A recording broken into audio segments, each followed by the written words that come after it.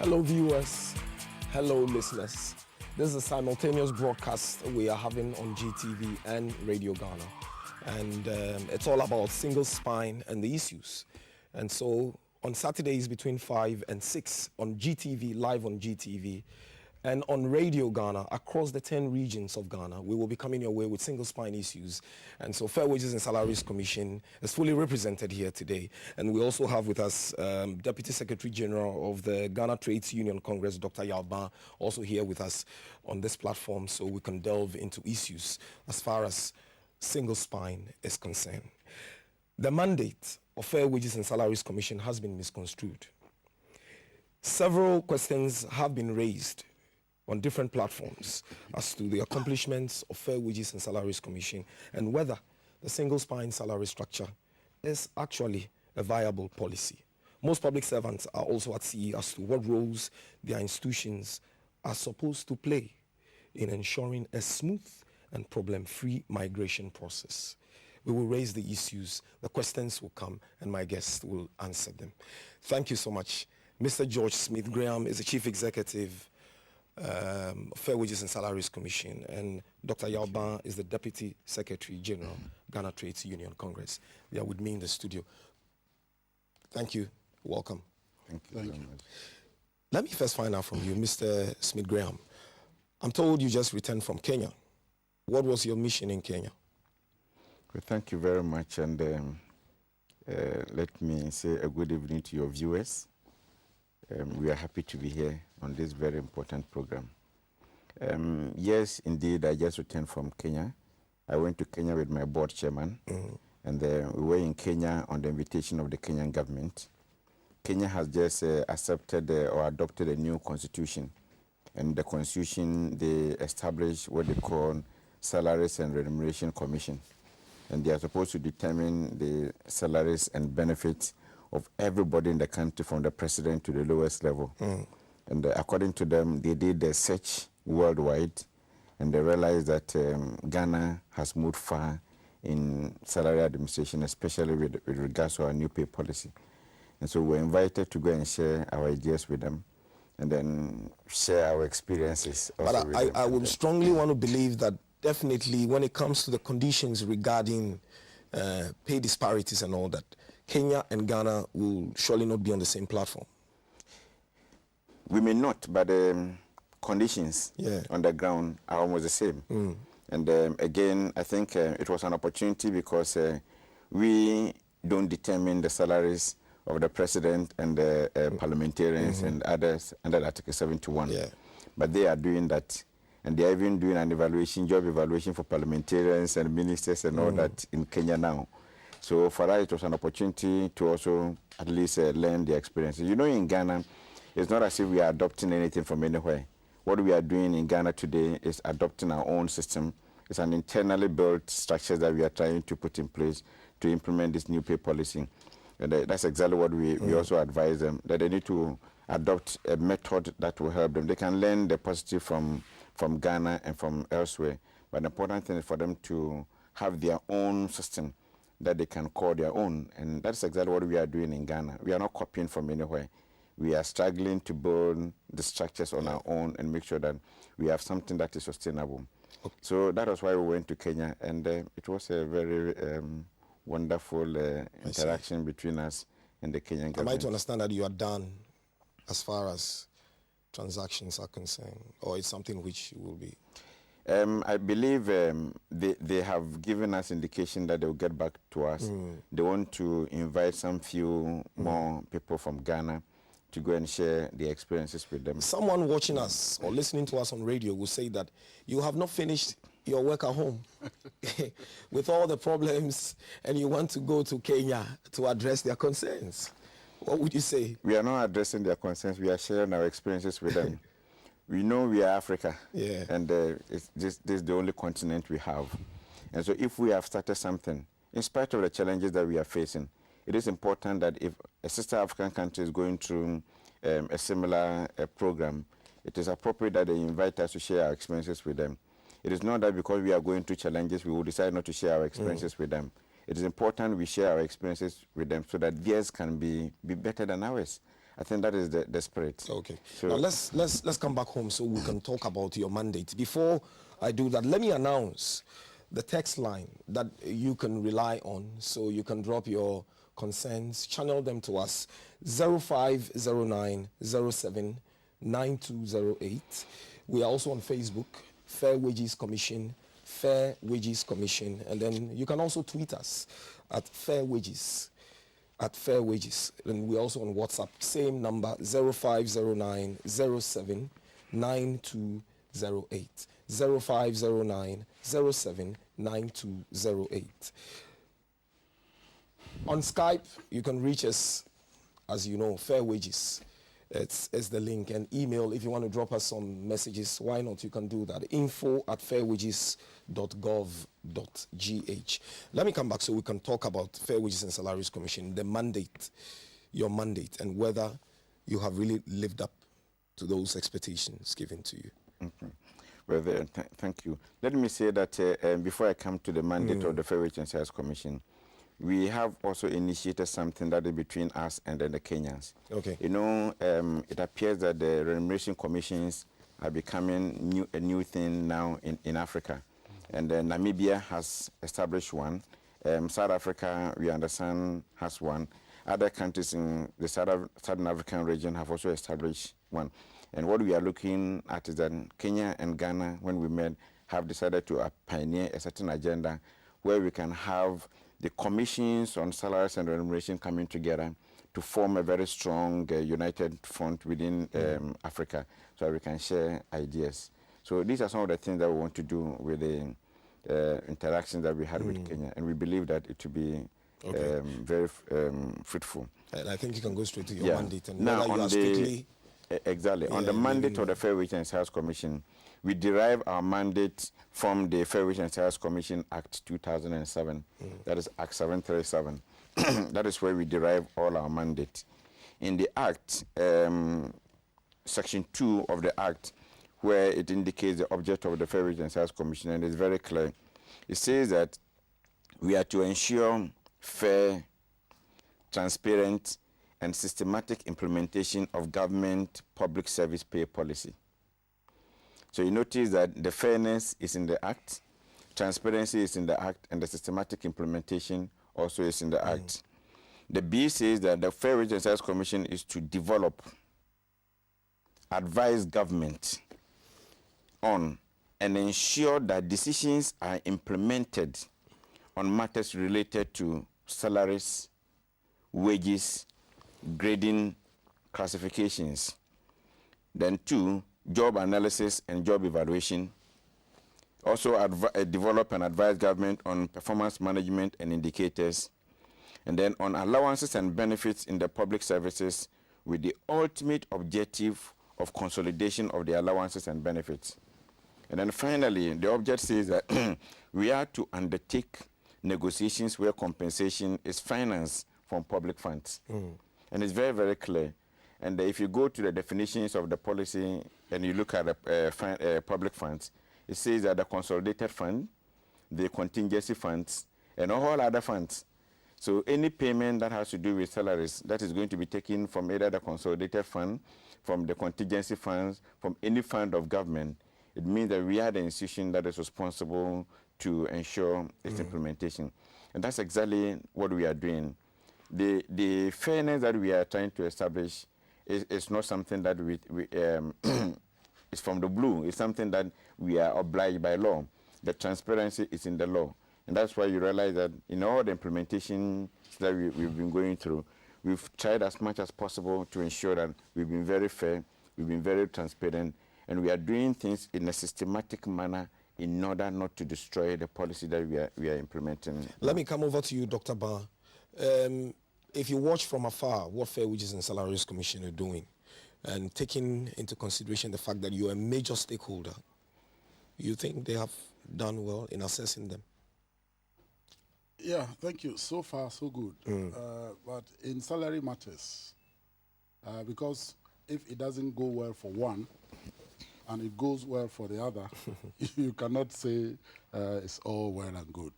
Because one person's salary goes to him or her and his or her family. And if one person has not got his or her salary, the family suffers. So in salary matters, we expect excellent, 100%, and we don't go for less. Normally, if somebody achieves 80%, you may still give him A or excellent. But in salary matters, we wait until everything is done and done well, excellent, and that everybody has got his or her share. But if you look at the policy and when we started almost 6 years ago, from 2006, and where we have reached, I think assessing them generally, we can say Fairwages has done quite well. If you are implementing a policy which covers close to 500,000, and you have done all this, and you have covered over 100 institutions in this relatively short period, I think the Fairwages deserves some pat on their back. So far, so good.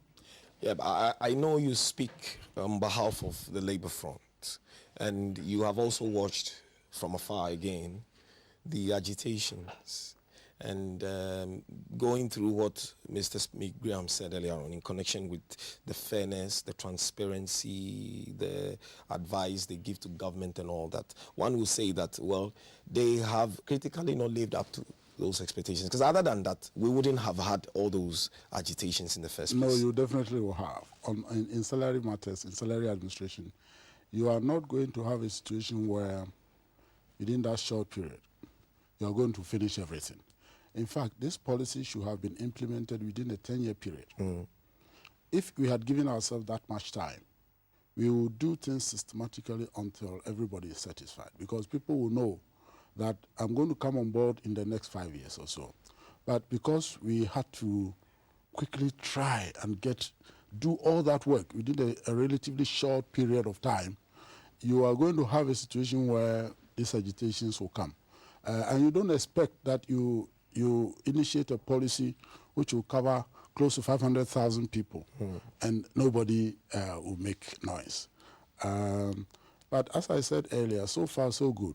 We still have some very important aspects, especially category 2 and 3 allowances that are still yet to be dealt with. But if you look at salary alone, there were a lot of problems on the migration and placement on the SPI and so on. Yet, I can say that the majority of our members have been migrated. What specifically were those problems in connection with the migration onto the spine? What specifically were those problems? You know, we did the migration in stages. I think it was the police who first went on Started, it. yeah. Yes. They got onto it. And obviously you have other groups, institutions comparing with the police. And in salary matters, people care more about relativities even than absolutes. Yeah. So once you have, they hear that, oh, the police have got this much, everybody expects that much, of course, forgetting that this is about fairness and equity and so on. So if previously you were earning something higher and fairly, you are not going to be treated the same as somebody who was earning lower and fairly. And this is what we are supposed to address. And once you touch on fairness, because it has some subjective meaning there, it's very difficult because you are using subjective processes to deal with subjective issues. So we have situations where we have to deal with many things administratively. And so when people start seeing that, oh, this is unfair, because they did not treat me fairly. So that was the main source. People expected the status quo. They don't expect that one group will earn more than they will earn, even though that group deserves more. And obviously such things are but then important. we have always agitation. heard this adage, equal pay for equal work done. Yeah. Okay, and so if really people should understand that, I don't think they should agitate. No, but that's where the issue is. It doesn't take 1 year for everybody to understand. And so as we go along, we have phases for the implementation of the SPI. We are still in the first phase. And obviously, because we put so many things together at the same time, making sure everybody gets on the spine as quickly as possible. How much percentage would you score Fair Wages and Salaries Commission? As I said, we are from Labour. Yeah. And on salary issues, we expect 100%. So we and wait. You think they have done 100% in terms of? Now, as I said, there are various elements. We have dealt with only wages. And even that, we have not finished. We will wait until Fair Wages has completed the process. We will wait until we see our allowances. We will wait until everybody is on the single spine. Then we will score them. Okay. You don't score someone who is still writing the exam. Yeah. Okay. I would be grateful if you can take us through the process again, the process which he spoke about. And I guess it's the same process that has also created problems that people really sometimes do not understand. And so I'll be grateful if you can take us through this process. Yes, the important thing is that, as he mentioned, the objective of the policy is to eliminate inequities. Yeah. Now, if you are going to eliminate inequities, then it means that once the word inequities come in, it means that we have inequities in the system. Some are enjoying more than the others. And therefore, in trying to resolve these inequities, those who are enjoying will not be happy. And those who are not enjoying, once the inequities are going to be resolved, will then be happy. So these are the challenges that we are facing. And we also forget that the Commission is a new institution. The Commission was established, this law was passed in 2007. In 2008, November, December, the first directors were appointed to Fairwages Commission. 2009, the policy takes off. So this is an institution that is establishing itself, establishing the structures, and at the same time implementing a major change policy of this nature. A change policy that is moving out from the old paradigm to a new paradigm. And so you can understand some of these challenges happening. Now, for instance, you were asking of the processes. We first of all inherited a job evaluation that has been done by a consultant. Now, the consultant went through several processes for 2 years in arriving at whatever grading structure that the consultant gave to Fairwages and Salaries Commission. Now, in May 2009, there was a stakeholder meeting. At the time, I had not joined, but there was a stakeholder meeting at JIMPA, and the whole work that has been done by the consultant was given to the unions, associations, and the management of the institution for their study. When they studied, there was overwhelming, I should say, rejection of what the consultant had done. Everybody felt that what the consultant had done was not fair. Okay, not entirely. Yes. Some aspects were rejected. Exactly, some aspect of it. And that created problems for Fairwages and Salaries Commission. Because of that, we needed to even, first of all, engage those institutions and the unions before we can even migrate. And as we did that, in the process, we needed to take certain decisions to ensure that we reach some amicable solution. So that is the processes that we go through. Those who felt that the grading were not fair to them, we requested for a job re-evaluation, and we did a job re-evaluation for those institutions as well. And even after the job re-evaluation, some were still not satisfied, and we still needed to have discussions with them and go to various processes. So it's a whole tedious and painstaking process to migrate one institution. And if you migrate one institution and you are not fortunate and you get agitations, then the same technical men who are working on the migration will now have to stop and be going to Labour Commission and going up and down to resolve issues because they are technical issues, and the same technical people will have to do that. So that also somehow delays the process. So if after all this, within, should I say, 2 years, we've been able to migrate, I think it's been a year and a half, approximately this July was 1 year. We were able to migrate 106 institutions onto the single span. We are left with just 18 institutions to migrate. So in totality, you have done, let's say, over 100%, over 90%. Yes. Over 90%. Yeah, over 90%. Of public sector. Of the public sector employees. And have been migrated onto the single span. We still have pockets of agitations here and there.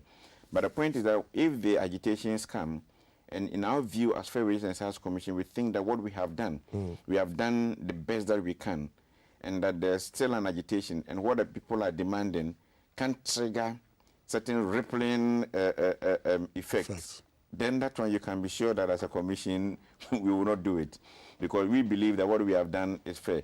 The good thing is that the law has given room for the resolution of grievances. That's the reason why this same law established what we call the Grievance Review Committee.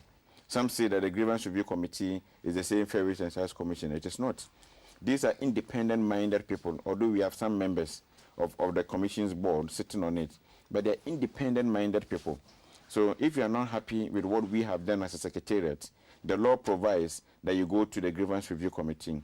They will look at it from an independent and professional point of view, give their ruling. If you are still not happy about what they have done, the law says that you can now petition the Fairwages and Salaries Commission board, sitting as a whole, for them to look at it. If you are not happy with what the board has done, you can still go to the National Labour Commission. If the National Labour Commission gives a ruling and you are still not happy, the law says that you can go to the law courts for appeal. And when you get to the law courts and you are not happy, you can go to the Supreme Court and on and on. So the processes are very clear. And so that is why sometimes we feel a bit disturbed that institutions or unions, some of them are not ready to go through these processes, because we are in a rule of law. And once we are in a rule of law, we have to ensure that the rules and the regulations and everything that governs this policy is being implemented. Okay, let's pause for a break. We will be back. Viewers and listeners, if you have just joined us, this is live. This live discussion is on GTV, and you're also live on all our networks across Ghana. And so we're looking at single spine and the issues. And my guest in the studio is Mr. George Smith Graham, Chief Executive, Fairwages and Salaries Commission, and also Dr. Yao, Deputy Secretary General. We will be back after the break.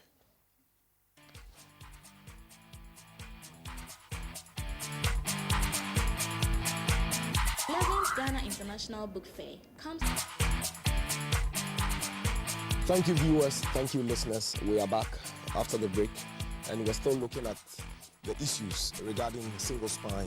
Fairwages and Salaries Commission have been around. Their mandates, we have touched on that. And we have with us in the studio Mr. George Smith Graham, who is the Chief Executive of Fairwages and Salaries Commission. We also have Dr. Yao, who is the Deputy Secretary General. I know the issues are many. I know there are worrying concerns regarding salaries, regarding migration onto the spine. And that's the reason why we're doing this. This will be rolling on your set and on radio every Saturday between 5 and 6. And so if you have concerns to share with us, you can send us your text messages, and you can do that through 0509 079208, through Facebook, Fairwages Commission, and you can also tweet us at Fairwages. WhatsApp, same line, 0509 079208, on Viber, 0509 079208. You can also Skype with us. Why not? Technology will make this possible, and so we can share all these ideas together. Fairwages and Salaries Commission was in town to find out from viewers, to find out from listeners, their appreciation about single spine and the issues. Let's watch this. This commission crew came out on the streets to find out from the people how much they know about the single spine pay policy. My name is Buba Issa. Okay, so what do you think about the single spine pay policy? About 2009, now me pay near 1. And the Misaka said 3 million. Okay, so you're happy with the amount of money you're receiving right now? Yes, Miniaji. Okay. Double pay policy. I know. And now we need more. You need more. All right, thank you very much. Single improve the salary of workers, but the balance, there are some areas that has to come. It's been given is the problem now, because it's been spread all over. But if it comes as a bulk, it's a lot. So do you think the Fairwages and Salaries Commission is doing a good job so far? So far, comparatively, when you compare the people you completed school with in others. Okay, so do you think the single spine is a viable pay policy? It is. it's a good pay policy. It's been long overdue because there were salary disparities within the public service. So the aim of the single spine, as it were, was to address the salaries among the public servants. And so it's a reform, and it will take everything right. Initially, there will be challenges because in migrating people to the pay policy, and therefore, as we continue to implement the policy, distortions that call for the single spine will be addressed and will be done equitably. For equal pay will be properly addressed. So do you think the Fair Wages and Salaries Commission is doing a good job so far? But such that they have a few challenges. But I think for now, they are on have their strength to solve the challenges here and there. But for now, I think what they have done is not bad. Right? But they need to resolve a few challenges here and there. So do you think the single spine is a viable and sustainable policy? Indeed, if the policy is rightly implemented, then it has to be viable, because the single spine was to allow government to manage its, the amount of resources committed to paying salaries. The right thing is, how is it being implemented? Because if it is implemented rightly, then government now the pay policy, the amount of money that is going into the salaries. So for now, I think all the public servants onto it, and if it is properly managed, then it's sustainable. Do you think the single spine?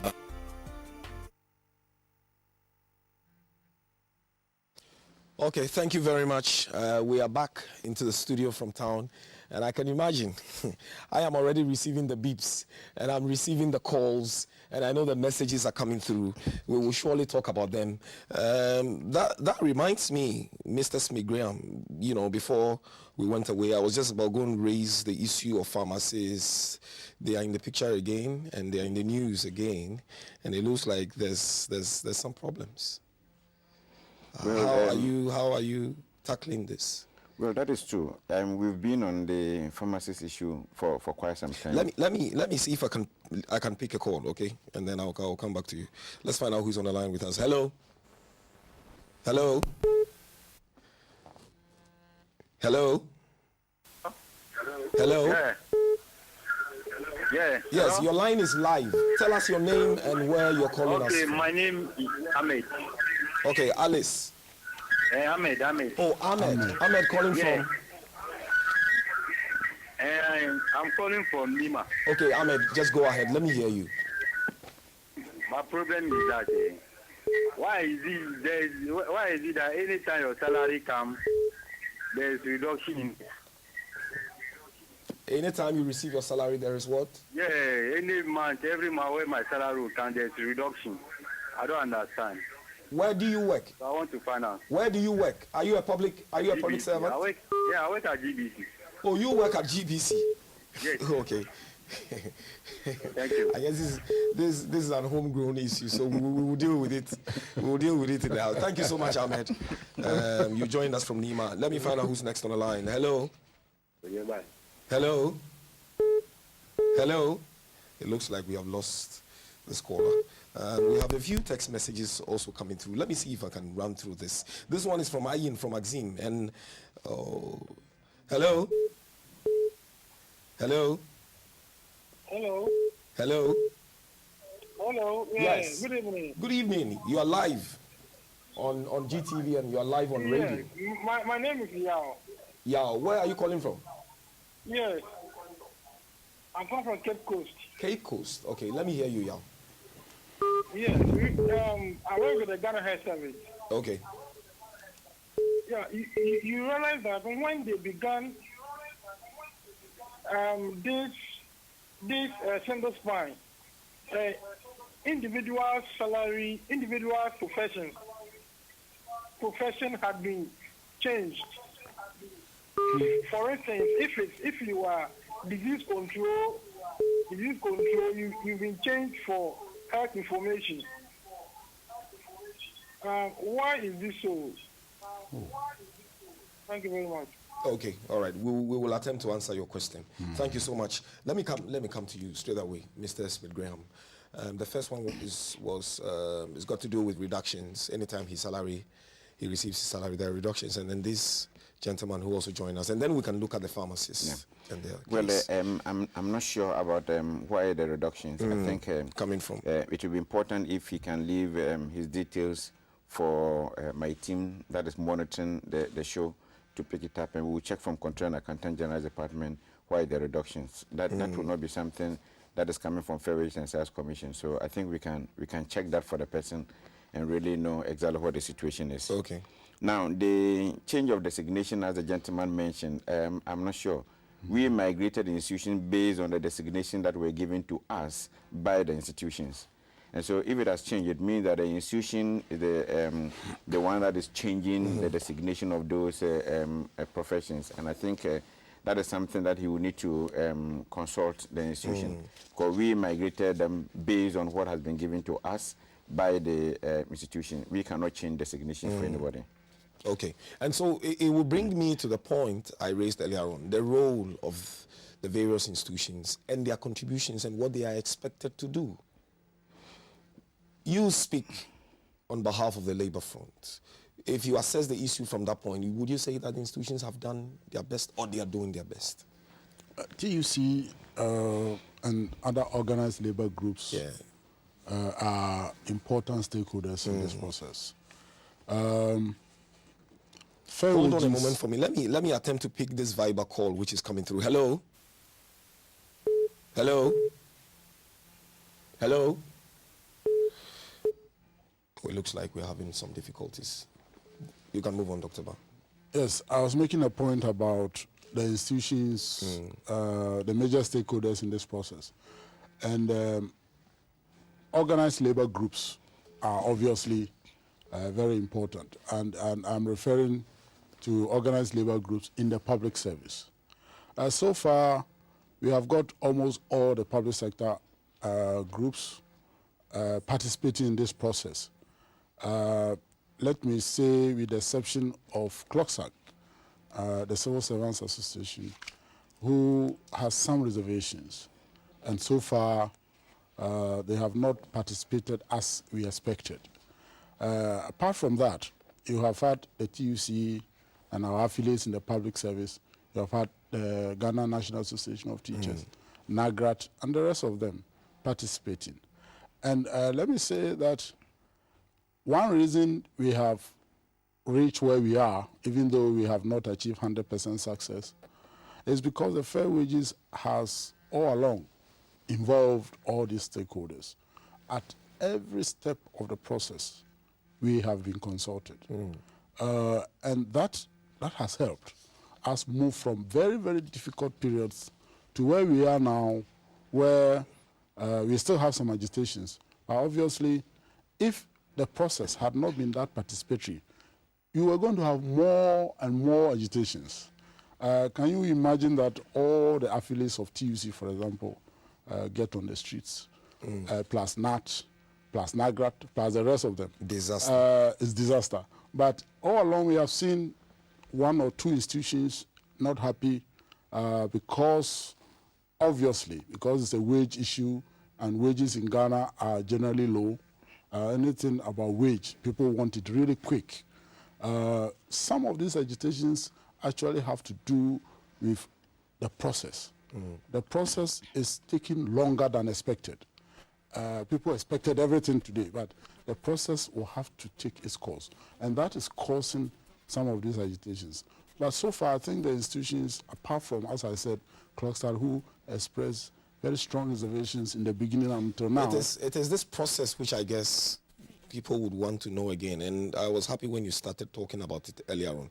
Why would the process for instance, for pharmacists be different from the process you would take doctors through, or different from the process you would use for other public sector workers? they were not different. Okay. No. We used the same process in migrating all of them. So for us, we are why are the pharmacists complaining? See, we migrated pharmacists in October last year. October last year, they were migrated and paid on the single spine. And then when there were these agitations from the Ghana Medical Association, and they went to the National Labour Commission, and the agitations were going on, we as Fairwages and Salaries Commission knew the problems in the health sector, in the whole public sector. And we knew a certain relativity and relationship that we wanted to establish within the salaries. And you remember that as the doctors were on strike, we kept hammering that this is the process. It is not a one-time event. For everybody to think that if you don't get what you have to get this time around, then it means that you are not going to get it at all. So they pushed and pushed and pushed and went to National Labour Commission and got a ruling from National Labour Commission. It was a ruling that Fairwages and Salaries Commission was very, very unhappy. And the available option to us was to go to court and challenge that decision of the Labour Commission. But we realized that it's an interim thing and that we are going to work on the market premium and all that. So we felt that, okay, then we can let it go and then we work on it. But just as Labour Commission gave that ruling, and we knew it, then the pharmacists came up. So the pharmacists are of the view that we need to change their grades. Now, anybody who sends a grade, for instance, a proposal to Fairwages and Salaries Commission, which places, let's say, an intern pharmacist higher than a professional teacher or a graduate, fully employed graduate in any other public service institution, then you can be sure that Fairwages and Salaries Commission cannot accept such a proposal. Was that the proposal brought to you? Yes. And so far as we are concerned, we have done the job evaluation, we have done job re-evaluation, and we have placed them appropriately where they are supposed to be. And they're still not happy. And they're still not happy. If you are not happy, there are processes. We went to National Labour Commission for compulsory arbitration. After the compulsory arbitration, the matter was referred to the Grievance Review Committee. The Grievance Review Committee of Fairwages and Salaries Commission sat on it. This is an independent body. And they sat on it and gave their ruling. When they gave their ruling, they were not happy. If they were not happy, they should have petitioned the Fairwages and Salaries Commission board as required by the law. They didn't. And they were still agitated. That was when they went on air and said that they had no confidence in Fairwages and Salaries Commission. They had no confidence in Labour Commission, and they want to solve the problem with their minister. And I kept warning that, look, the status quo has changed. No minister can determine grades for anybody. No minister can determine salaries for anybody. It has to do with Fairwages and Salaries Commission. So if you have any challenges, it is Fairwages and Salaries Commission that you need to sit down with us to be able to do that. But unfortunately, within these processes, the National Labour Commission gave a ruling which said that we should take them off the single spine until they are happy. And if the institution is not happy, what else can we do? Because we migrated the pharmacists onto the single spine. And so far as we are concerned, we think that we have done what we have to do. We don't care as Fairwages and Salaries Commission. We don't mind if we have to do a third-party evaluation. If the pharmacist challenge, that is what we may have to go in for. We may do a third-party evaluation, a different evaluation altogether if that is what we want. And then they can determine, they will see exactly what the outcome will be. But we have done what we think is right in the health sector and in the public sector in general. I'm happy that there is this opening that you have just mentioned, that even if you have to do a third party, I don't think that pharmacists are just happy agitating. On salary matters, you might think that you have done the best, but your best is not enough. And unions are there to represent their members. Even if one person says, I'm not happy, the union leaders will take it up. And so I'm happy that there is this opening. We are hoping that through this, the pharmacists can take advantage of that opening and say, yes, Mr. Graham, you said on TV that there is this opening called third party, and let's use that. Definitely there must be something somewhere. And I think the onus lies on all of us, stakeholders, to come together and deal with these issues, especially when it's a protracted one.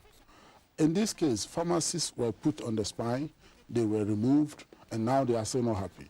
I think this is the time to bring all of us together into this picture so that we can find a lasting solution. They are not the only group, and they will not be the only group to agitate. For as long as the process is tedious and the issues involved are very complex, because you are dealing with salaries for workers that go to feed their families. There will always be these agitations. Okay. Until I think, as I said, I keep emphasizing the process. Until the process has ended and everybody now is placed properly, we expect such agitations. All right. Let me attempt to pick a call. Hello? Hello? Hello. Hello? Hello. Good evening. Your line is live. Hello? Hello. Oh, it looks like we're having some technical challenges. I have a text message here. Hello? Hello. Yeah. Yes.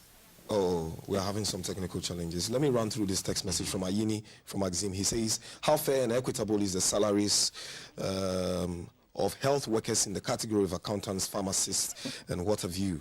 Find out from Mr. Graham whether his administration is doing the right thing or they are just bringing more mess into the system. I don't know how you want to take this one. But let me attempt to pick another call again. Hello? Hello? Good evening. Good evening. Your name and where you're calling us from? My name is Gifty. I'm speaking from Accra. Gifty from Accra. Gifty, speak up a bit for us so we can hear you. Okay. You have just indicated that there are about 18 institutions to be migrated onto the spine. I want to inquire if EOCO is part of the 18 and exactly when they would be put on the structure. Okay. All right. You want to find out whether EOCO is... Exactly. Okay. All right. Thank you very much. Thank you. Let me pick another call. Hello? Hello? Okay. It looks like we're having some problems. Mr. Graham. Yes, and let me go on to say that. So when we had those challenges, we expected that at least they would have allowed the system to, the process to go on.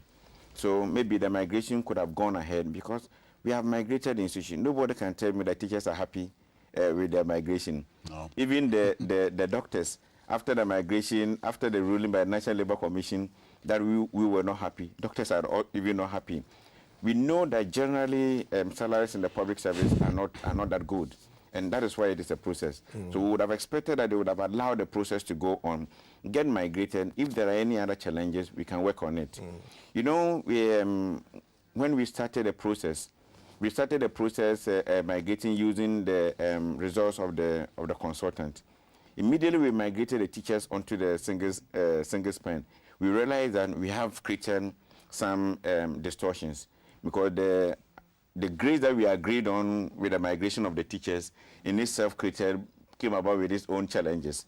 And at the end of the day, we realized that the institutions will tell you that all the institutions that approach us, who were able to identify all the inequities and distortions that have come up again, we looked at it. We brought together a 10-car committee. We looked at those institutions, and it includes even GBC. And they looked at it holistically. And some have been reviewed, some we are in the process of reviewing. It's a process. So we're expecting that the pharmacists, for instance, would have migrated onto the single spine as we did in October. And if they are still not happy and there are other things that they want, if it means we have to do a third-party job evaluation, whatever, we can do it. And if there are any changes, you can get the changes. But what is happening is that people still have forgotten that the paradigm shifted. We are not in the old historical arguments where you say that historically my salary has been this to this person, historically I have been receiving the same salary as them.